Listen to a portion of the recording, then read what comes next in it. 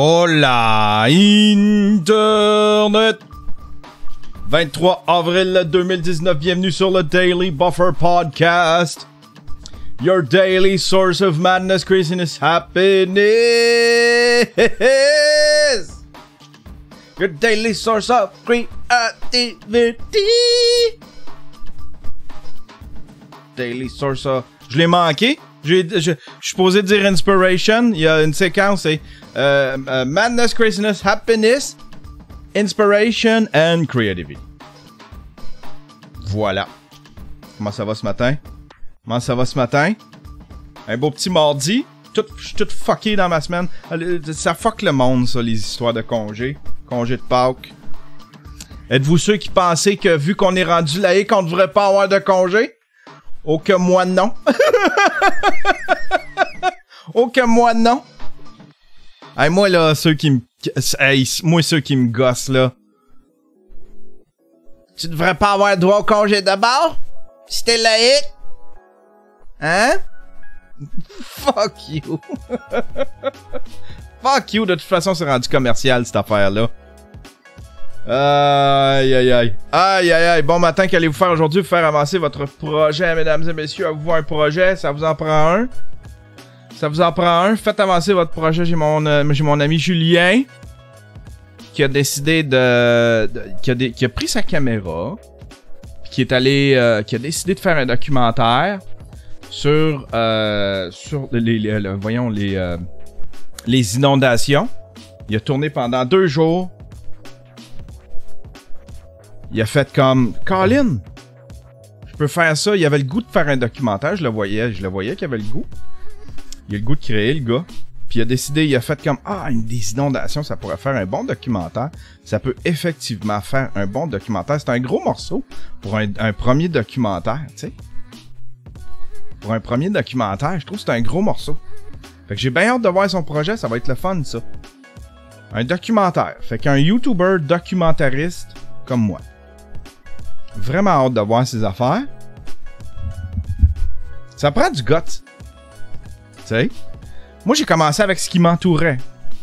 Fait que je faisais... dès que je sortais avec sous-écoute, je filmais. Puis en plus, j'étais avec des gars qui sont habitués à la caméra. Mike est habitué de se faire filmer. Tu sais, mettre la caméra dans la face de quelqu'un, pas toujours évident. T'as l'impression de rentrer dans sa bulle, tu sais. J'aimerais saluer tous ceux qui nous écoutent en balado-diffusion, tous ceux qui nous regardent, tous ceux qui sont là dans la chatroom live. 40 personnes live qui regardent ça. On va venir, je m'en viens vous rejoindre à la fin du show.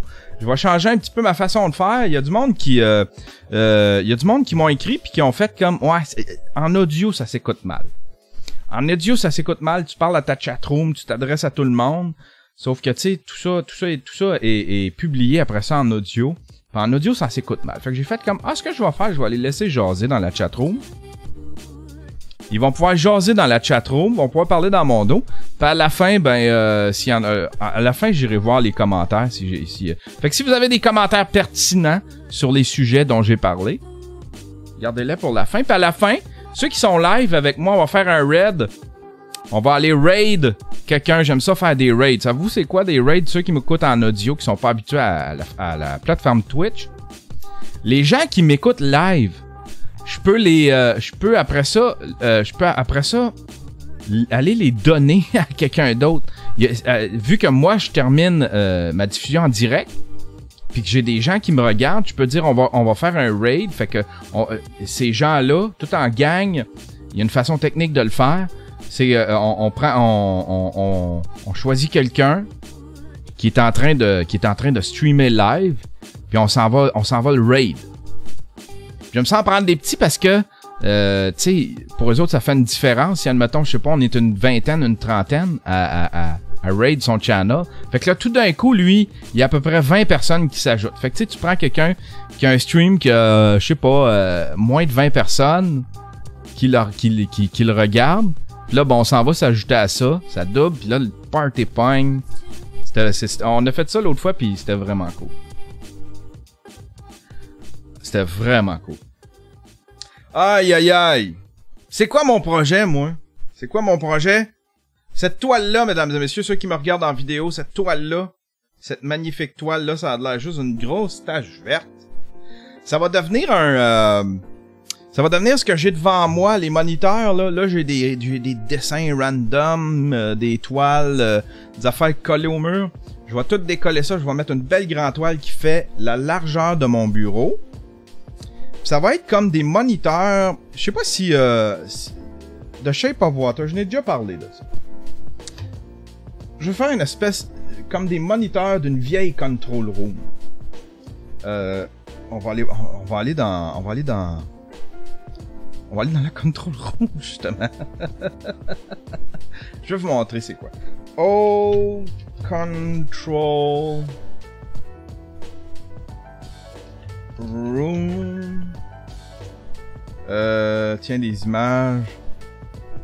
Tiens, une vieille control room, là, tu sais, des années 60, avec des moniteurs ronds, là, ça, c'est plein de cadrans, là. C'est pour ça que je fais ça vert, comme ça. Tu sais, tout était vert dans le temps. Je sais pas c'était quoi cette obsession avec le vert. Puis là, je vais vous en... Ce qui m'a inspiré, c'est le film Shape of Water. Je suis pas capable de retrouver des screen grabs de ça. Faudrait que j'en retrouve, mais le film Shape of Water, là, il y a une espèce de chambre de surveillance où est-ce qu'il y a plein de moniteurs.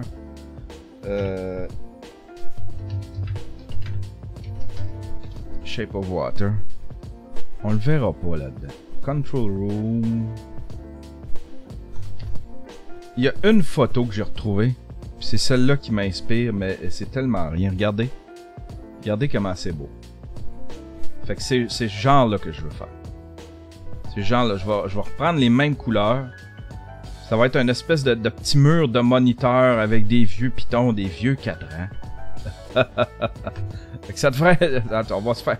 Je vais me faire ça. Je vais me faire ça, ça va être ça qui va être devant moi. Oh, on le voit plus ici. Je peux pas croire qu'il y a juste 2 images, en tout cas. Je trouvais tellement la scénographie là-dedans incroyablement belle. C'est la plus belle scénographie que j'ai vue dans un film. Ça faisait longtemps que j'avais pas vu une belle scénographie comme ça. Ah ben voilà. J'aimerais saluer un paquet de Patreon. Hey, j'en ai tellement qui se sont rajoutés. J'ai des gens à la tonne qui voulaient voir le documentaire. Les commentaires sont tellement bons. Merci beaucoup. Merci beaucoup. Tu sais, je fais ça, c'est encore en mode hobby. C'est quelque chose que je veux développer. Puis, c'est ça, tu sais. Je suis bien content des commentaires. Les gens sont gentils. Les gens sont gentils. Puis, on a plein de nouveaux Patreons. Ça a donné plein de nouveaux Patreons.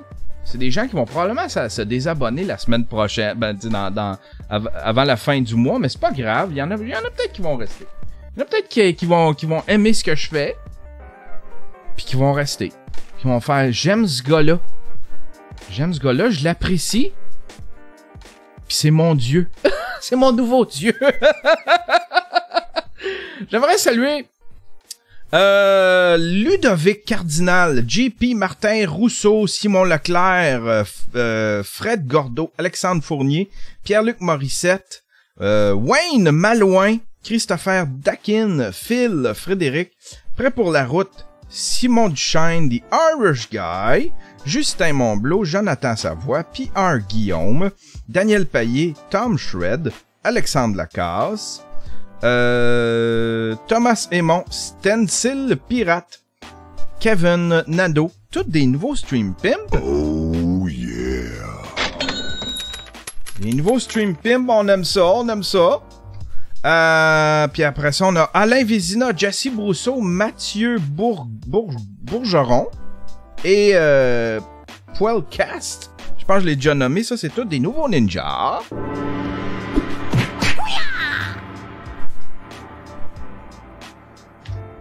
Et puis on a Migusta, je l'ai déjà nommé, Migusta So, et puis Étienne Danish. Des streams commando.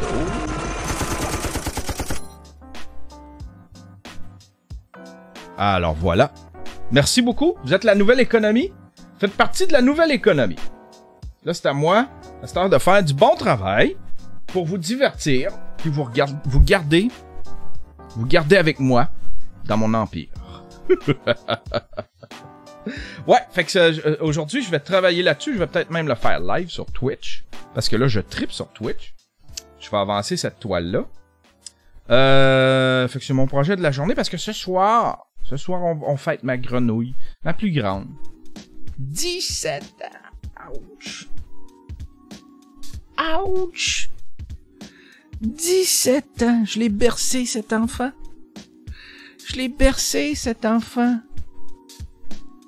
Cette beauté qui est rendue à 16-17 ans, elle a sa job. Ouch! Elle a son chum. Ouch! Elle a son chum, donc 3 petits points. Ouch! Ouch! Ouch!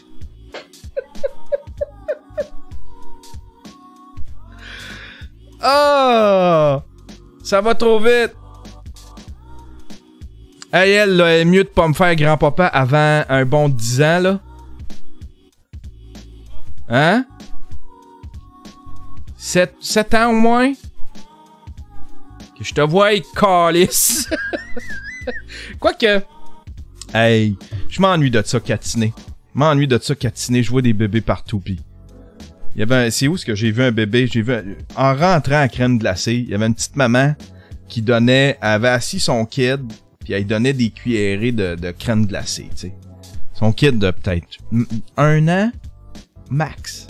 Puis il me regardait puis il me faisait des gros sourires. J'avais le goût de la prendre dans mes bras, là. Puis de la catiner. Je vais tellement être un grand-papa gâteau. Hey, moi, j'aimais ça. J'aimais ça catiner mes filles. Les bercer, on avait une chaise berçante. Puis c'était tellement le fun. J'arrivais le soir, je travaillais à TQS de soir. De nuit. Fait que de soir. Je finissais à minuit. Fait que j'arrivais chez nous vers minuit et demi. Je prenais la petite dans son parc. Ben pas dans son parc, dans son crib. C'est quoi ce plan de mémoire-là? Dans son lit. J'allais la chercher. Elle était toute petite, elle était avec quelques semaines, quelques mois. Je la mettais sur ma bedaine, puis j'écoutais la télé. Pendant une petite heure. Après ça, j'allais la recoucher dans son lit. J'étais bien. Aïe, aïe, aïe. Fait que, ouais, 17 ans, la grenouille, ça va trop vite. Qu'est-ce qui s'est passé hier? Wow, grosse soirée. Mike Ward, le magnifique, c'était full house. Ça s'est rempli. Ils ont vendu tous les billets. Et le show était excellent. Fuck que c'était bon. Puis c'était bon parce qu'il y avait le line-up était écœurant. Mais c'était bon parce que tous les humoristes étaient bons. François Bellefeuille, je sais pas pourquoi ouais, je le sais pourquoi. C'est parce que François Bellefeuille, la dernière image qu'il m'a laissée, c'est lui qui essaye du matériel au bordel, puis je trouvais ça ordinaire. Puis mais fait que dans ma tête, c'est comme tu sais, c'est ordinaire, il testait du matériel, fait que je sais qu'il y en a 70% qui est parti ou qui a été modifié, tu sais. Mais là, hier, j'ai vu un vrai numéro. C'était un numéro sur l'environnement puis ce qu'il va laisser à ses enfants. Et c'était fucking drôle. J'ai ri. Astifi que j'ai ri. Eric Preach qui est venu, qui était excellent aussi. Là, à la fin, il fait une joke. Où est-ce qu'il suce, là? Il fait comme s'il suçait le micro. Puis là, t'as Mike qui a fait un callback là-dessus. Eric Preach finit là-dessus, lui il rouvre sa bouche, puis le micro qui rentre dans sa bouche, comme s'il suçait, une graine. Puis là, t'as Mike qui rentre. Hey, c'est l'affaire la plus drôle au monde. T'as Mike qui rentre, puis qui donne des petits becs sur le bout.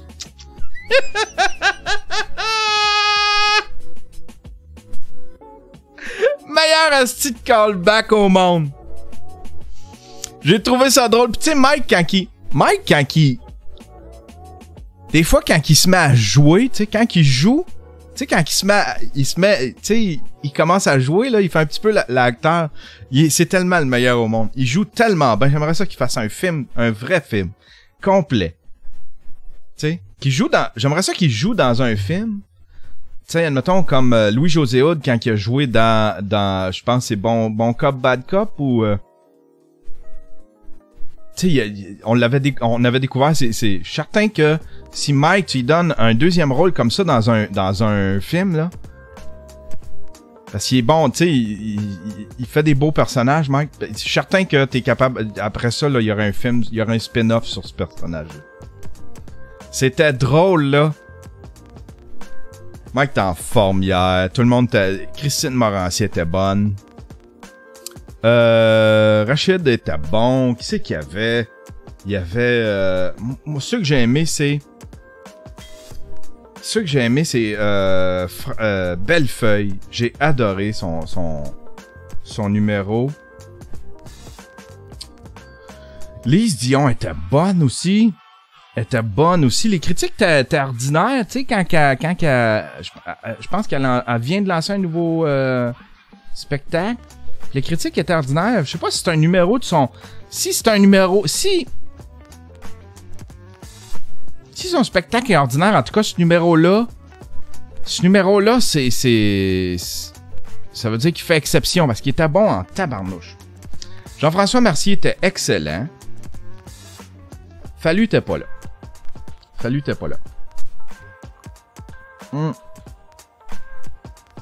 Mais ouais, c'était une belle soirée. Alain, il a fait Alain, il a un fantasme. C'est de faire du public speaking.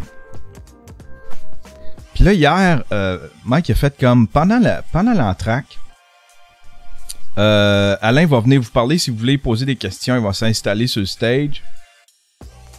Fait que Alain est venu s'installer sur le stage, puis pendant l'entracte, ben tu sais, les gens allaient chercher de la bière, il y avait les petits gens qui passaient pour ramasser de l'argent. Puis Alain il parlait en avant, puis les gens ils posaient des questions. J'ai pas assisté à ça, mais j'ai fait comme ça c'est un petit trip d'Alain. D'après moi, c'est une suggestion d'Alain. Il aimerait ça faire du public speaking, Alain. Faire des conférences. Faudrait qu'il s'en monte une conférence. Faudrait qu'il se monte une conférence. Il est très drôle. Ça avait l'air de bien apprécier. Il y a du monde qui avançait, puis qui prenait le micro, puis qui posait des questions à Alain. Fait que c'était une belle soirée. On est allé manger, juste avant, on est allé manger, moi, Dan, avec sa nouvelle blonde. Il se prenait par la main, puis tout, puis le bras autour du cou, puis tout, Dan, avec une blonde. Puis après ça, oui, puis il y avait Daniel Marleau, un ami de Twitter. C'est ça, après ça, on est allé au show. C'était une belle soirée. Je sais pas pourquoi, à chaque année, à Mike Ward le Magnifique, il fait ultra beau. Il fait tout le temps beau cette journée-là. Je me souviens pas d'un Mike Ward le Magnifique qui mouillait, qui neigeait, qui faisait pas beau. C'est tout le temps une vraie journée de printemps idéale.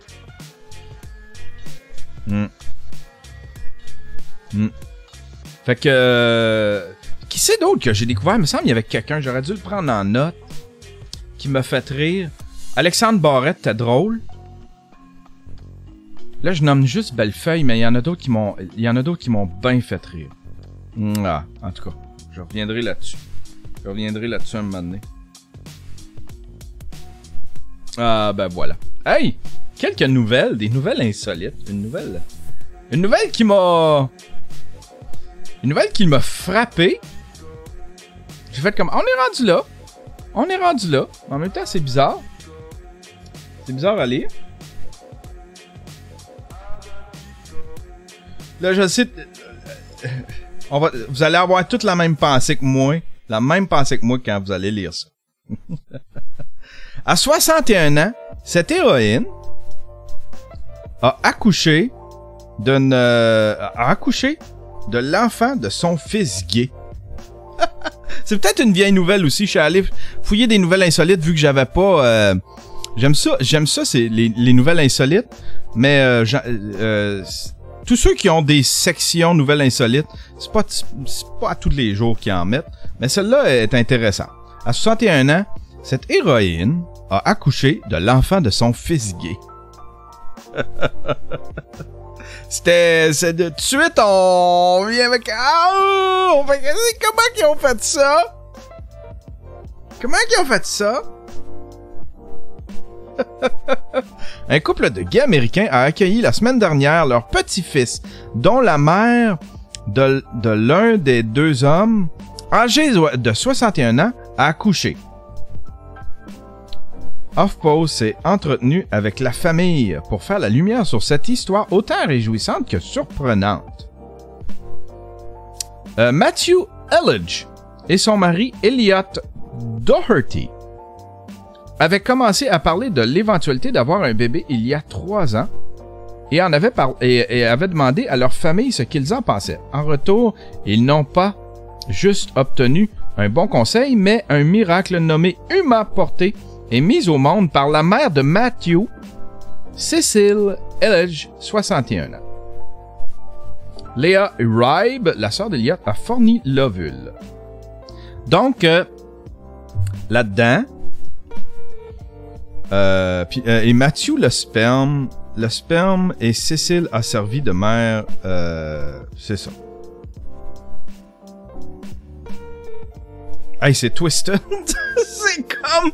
Soit que tu vois beaucoup d'inceste, ou soit que tu... Mais Matthew... Elliot, il y a une sœur qui s'appelle Léa. Elle a fourni l'œuf. Elle a fourni l'ovule. Matthew a pris son sperme, il l'a mis dans l'ovule de la sœur d'Elliot. Sauf que l'ovule est allé dans la mère de Matthew. Fait que le sperme est allé techniquement dans la mère de Matthew.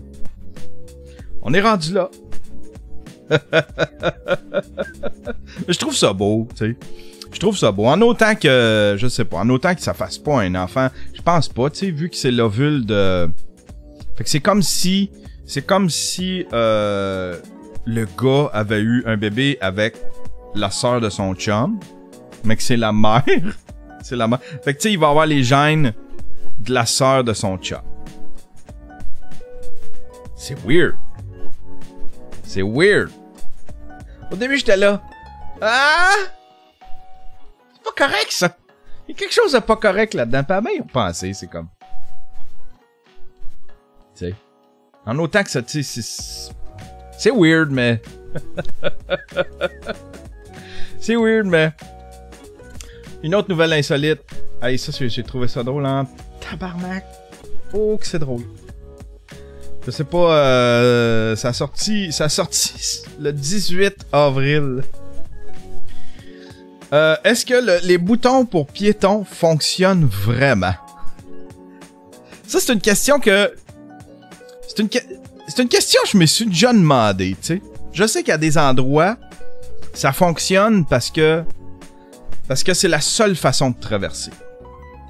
C'est un passage où les autos vont passer tant que tu pèses pas sur le bouton. T'auras jamais de lumière pour te faire traverser. Mais il y a d'autres endroits où est-ce que ce bouton-là est là. Puis ils l'ont mis là. Puis là, t'as l'impression, tu te dis, ça va accélérer la lumière verte. Ça va accélérer le cycle pour que je me rende à une lumière verte, une lumière pour piétons plus rapidement. Là, des fois, je me dis... D'après moi, des fois, ça doit être placebo, tu sais. C'est peut-être même pas... Il y a peut-être aucun fil de branché là-dedans. Est-ce que le bouton piéton, pour piéton, fonctionne vraiment?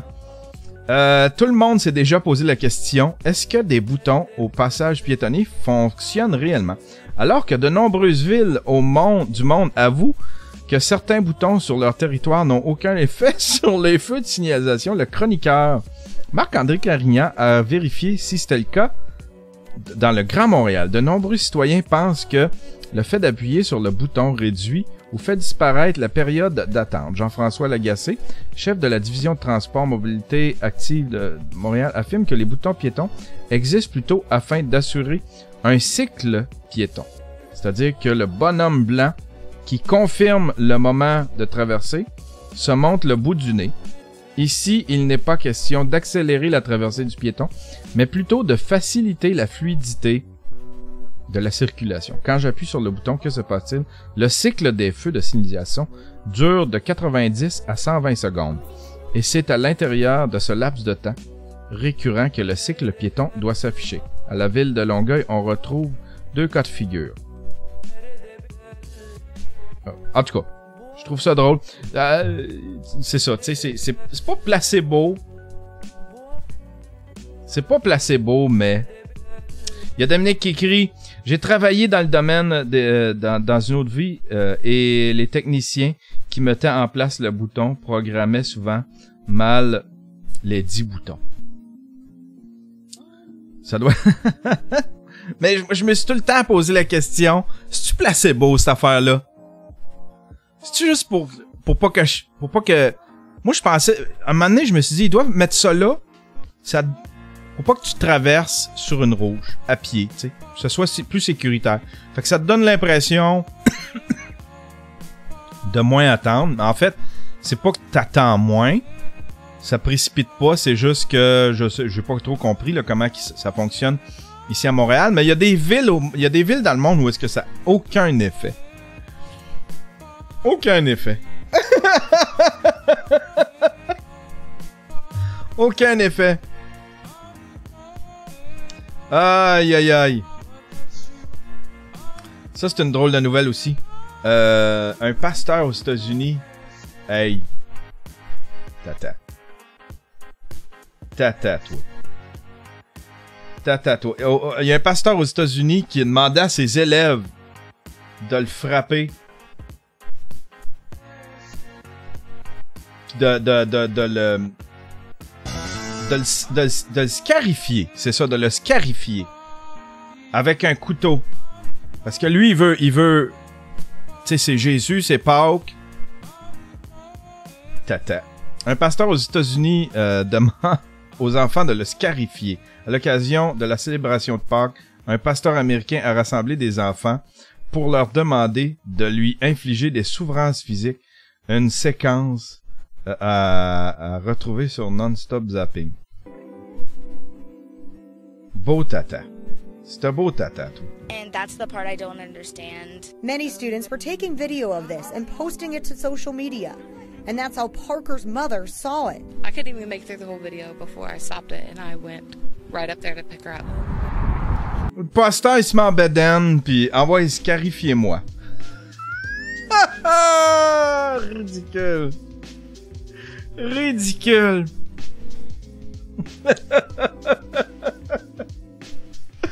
Aïe, aïe, aïe. C'était tout pour les nouvelles insolites. J'en ai d'autres. Ah, celle-là est pas pire.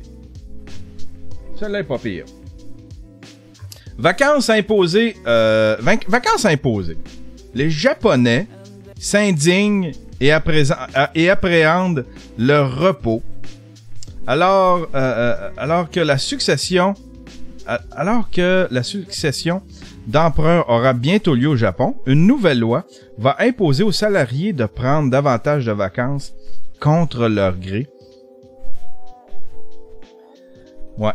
Lui, il a décidé, ce monsieur-là, il veut imposer des vacances aux Japonais. 10 jours de congés supplémentaires. Et la surprise vue d'ici et la réaction, vous allez le voir, des salariés du pays. Sur place, Arnaud Miguet, Gaël Caron. Arnaud Miguet. C'est l'une de ses dernières apparitions publiques. Après 30 ans de règne, l'empereur Akihito, 85 ans, va laisser sa place sur le trône à son fils Naruhito le 1er mai prochain. Pour fêter l'avènement de ce nouveau souverain et une nouvelle ère, les Japonais vont avoir droit à 10 jours de congés d'affilée. Vacances inattendues dans l'archipel, c'est comme si le temps s'arrêtait. Une catastrophe. Une catastrophe. 10 jours de vacances d'un coup, je ne sais pas très bien ce que je vais faire de mon temps. À mon âge, j'ai peur que les hôpitaux ne fonctionnent pas normalement. Mon mari va être en congé à la maison. Je vais devoir lui faire à manger tous les jours. Un choc culturel, ces fameux 10 jours sont à la une de tous les journaux télévisés. À peine croyable, une majorité de sondés, 39,5%, se dit mécontente de ces vacances forcées. Bourse, banque, administration, entreprises à l'arrêt, du jamais vu dans ce pays qui a la réputation de travailler toujours plus, voire de s'épuiser au travail. Dans ce pays, les salariés n'ont que 18 jours de congés annuels Et incroyable, l'an dernier, ils n'en ont pris en moyenne. Alors, retourne en Vox Pop, c'est trop drôle. Mais tout le monde ne sera pas en vacances. Certains secteurs se frottent les mains. Commerces et restaurants resteront ouverts. Je vais avoir beaucoup de clients, moi je ne vais pas me reposer. Je vais travailler du matin au soir pendant ces vacances. Les Japonais devraient dépenser plus de 8 milliards d'euros pendant cette période de célébrations impériales. Je vais devoir faire à souper. Je vais devoir faire à manger à mon mari à tous les jours. C'est l'affaire la plus drôle au monde. Aïe, aïe, aïe. Aïe, aïe, aïe. Hey, moi, je tuerais pour avoir 10 jours de congé. Quoique, tu sais, je suis travailleur autonome, je pourrais en prendre quand je veux. Puis j'en prends pas, tu sais. J'en prends pas, je m'en impose pas. Puis je me fais avoir à chaque année. J'ai rien programmé. Je programme pas ça, moi, des vacances. Je me programme pas ça. Puis là, je me retrouve, tu sais, ma blonde, elle a les siens. Puis là, ben... Là, il y a une affaire que je veux faire aujourd'hui. J'ai fait un petit ménage. J'ai commencé un petit ménage de mon bureau. Mon bureau en arrière. Puis là, ça va me permettre de fouiller dans ma paperasse. Et je veux faire venir mon passeport. Je veux faire un trip. On va aller à New York, moi et ma blonde. On va aller voir le MoMA. On va aller voir des places comme ça. Un petit trip à New York. 4-5 jours.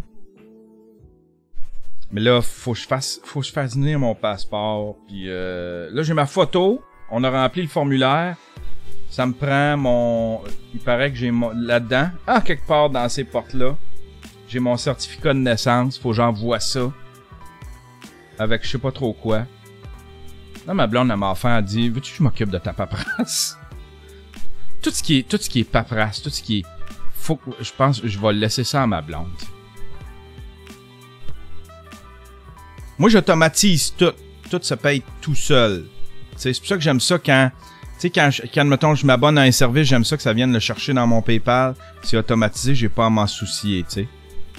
Mais sinon, tu sais, les affaires de payer, faut que tu rentres dans ton application pour payer de quoi tous les mois. Puis tu peux pas l'automatiser parce que le prix change d'un mois à l'autre.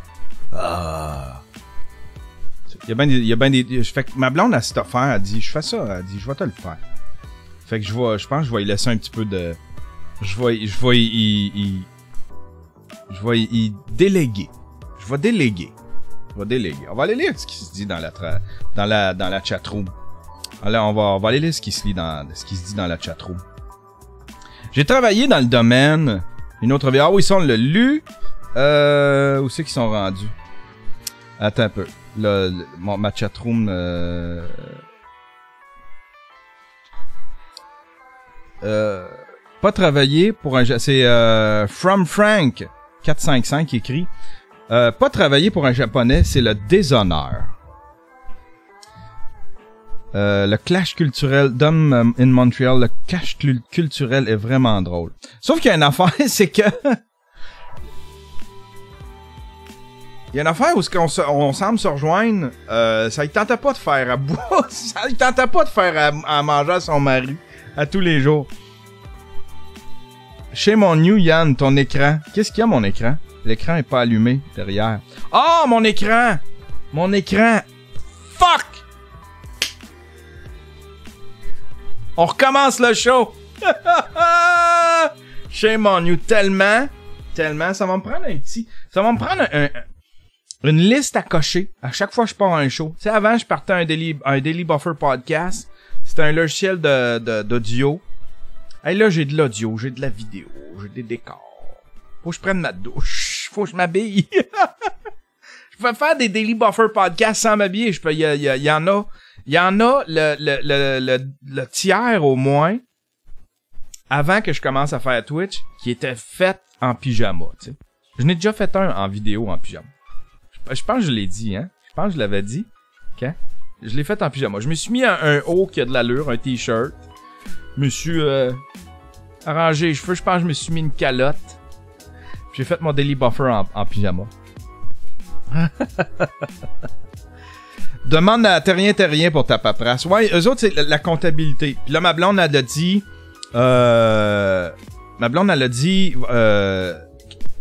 Tu demanderas à Terrien ce qu'ils ont besoin. S'ils ont besoin de quelque chose, de compiler des trucs. Fait que là, pour pas se faire prendre. D'ailleurs, faut que je contacte Christophe. Il me semble que j'étais supposé d'y revenir à Christophe. Mon comptable de Terrien. Voir si ça avance ou voir si c'était rendu. Il me semble il m'avait fait un call to action puis je l'ai pas fait. Terrien, il est meilleur pour les passeports. Le best serait qu'on te taxe nos commentaires pertinents. Comme ça, c'est comme ça tu chercherais pas parmi le chat. Exactement, ouais. Aïe. Ça va te prendre du ability. Viens me voir à la pharmacie. Du ability pill. Viens me voir à la pharmacie. Commentaire par rapport vraiment nice setup. Son image. G1MTV. Merci G1MTV. J'ai commencé chez un nouveau streamer. J'étais en train de conquérir Twitch. Et j'adore ça. Ce que je fais à cette heure, je fais mon petit Daily Buffer podcast. Après ça, on ferme le show. On jase un peu pendant que je fais mon thumbnail. Puis après ça, on fait un raid. C'est ça qu'on va faire aujourd'hui. Hey, c'est assez pour aujourd'hui, mesdames et messieurs. Un petit bout là qu'on roule. On va justement mettre ça en ligne. Si ça vous tente de rester. S'il y en a que ça le tente de rester, on se fait un petit after show, on va jaser pendant que je fais mes thumbnails. Puis ça se peut que je revienne sur Twitch pour continuer cette toile-là. On va continuer cette toile-là, mettre ça, je vais avoir mon décor le plus vite possible en avant de moi. Je suis tanné d'avoir des images random. Je peux vous les montrer, là. Regardez là à quoi ça ressemble. Je vais pas rien débrancher, là. Regardez. Là, c'est ça, là, qu'il y a. C'est des dessins random. Donc là, je veux mettre un fond comme si c'était ma control room. On va tout faire ça tantôt. Aïe. Fait que oui, bonne journée tout le monde. Et puis on se revoit demain pour un autre Daily Buffer podcast. Juste vous souligner avant de quitter que cet épisode était une commandite de Terrien CPA. J'ai hâte d'avoir mes nouvelles toiles, des belles toiles blanches, des tasses. J'ai-tu dit toiles? J'ai hâte d'avoir mes tasses blanches. On va les chercher. J'ai-tu pris une gorgée? Dans la chatroom, j'ai-tu pris une gorgée de café? Pendant le show? Je fais venir des tasses, mais je prends jamais de gorgée dedans. Les gens là, ça les agace, là. Ils m'écrivent dans le chatroom. Prends ton hostie de gorgée!